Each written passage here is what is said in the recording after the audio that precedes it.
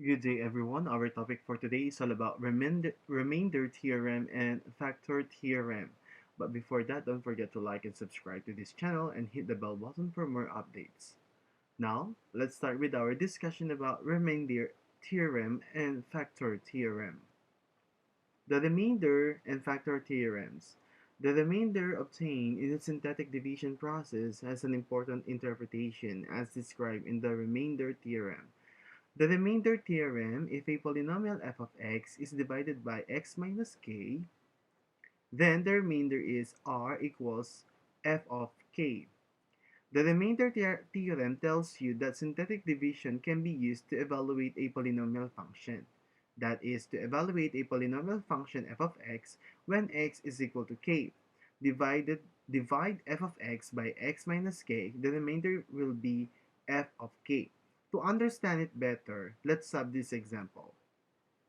Use synthetic substitution to evaluate the polynomial for the given value. So we have p of x equals x cubed plus 3x squared plus 4 for x is equal to minus 3. So write the coefficient of the dividend, use 0 for the coefficient of x squared, use a equals negative 3. So as you can see here, we don't have x, right? Because we have x cubed, x squared, but we don't have x and then constant. So we will use 0 for the x. So we have 1, 3, 0, and 4. 1 for x cubed, 3 for x squared, 0 for x, and 4 for the constant. And x is equal to negative 3. Okay, which represents as a equals negative 3. First, bring down 1, and then 1 times negative 3 is negative 3, and 3 minus 3 is 0, times negative 3 is 0, and 0 plus 0 is 0, times negative 3 is 0, and the remainder is 4. So the constant is 0, x, and x squared. Okay?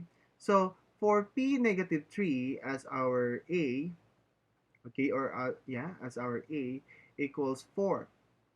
So it means to check, substitute negative 3 for x in p of x equals x cubed plus 3x squared plus 4 to determine the remainder. So we have p negative 3 as the value of a. So we have negative 3 cubed plus 3 negative 3 squared plus 4. Negative 3 cubed is what? That's negative 27, right? So we have the answer for this. So we have negative 27, and then negative 3 squared is positive 9 times 3 is positive 27. And negative 27 plus 27 is equal to 0. So the remaining number will become 4. That's why in dividing polynomial functions, okay, the remainder is 4, right? So it means that by substituting negative 3 in all the numbers, in all the x of this polynomial function, we will get 4 as our remainder. So it means this one is correct. Okay? Again, where did I get negative 3? It's because our divisor is x plus 3. Okay? X plus 3. But if you will transpose 3 to the left, it will become x equals negative 3. Okay? Alright. Now, after the remainder theorem, another important theorem is the factor theorem. This theorem states that you can test whether a polynomial has x minus k as a factor by evaluating the polynomial at x equals k. If the result is 0, then x minus k is a factor. So let's see. Um, so we cannot do factor if the remainder is not 0. Yun ang sinasabi niya dito. Okay? So a polynomial f of x has a factor of x minus k if and only if f of k is equal to 0. So you can do remainder theorem to determine if f of k is equal to 0. Okay, show that x minus 2 and x plus 3 are factors. So we have two givens. Okay, so we have x minus 2 and x plus 3 are factors of this what they call polynomial function. So we have find the remaining factors of f of x. So using synthetic division with the factor of x minus 2, you obtain the following. So we will have 2 because we will transpose negative 2, so it will become positive 2. And then get the coefficient. We have 2, 7, negative 4, negative 27, and 18. I think all the degree here are present. So we have 4, 3, 2, 1, and then the constant. So we have 2, 7, negative 4, negative 27, and negative 18. Bring down 2. 2 times 4, 2 times 2 is 4. 7 plus 4 is 11, times 2, 22. They don't have the same sign, so the answer is 18. 18 times 2, 36. They don't have the same sign, so the answer is 9. Times 2 is 18, so 0 is the remainder. So x minus 2 is a factor, so that's correct. Another, let's see if x plus 3 is a factor. So we will substitute, transpose 3, it will become negative 3. So again, um,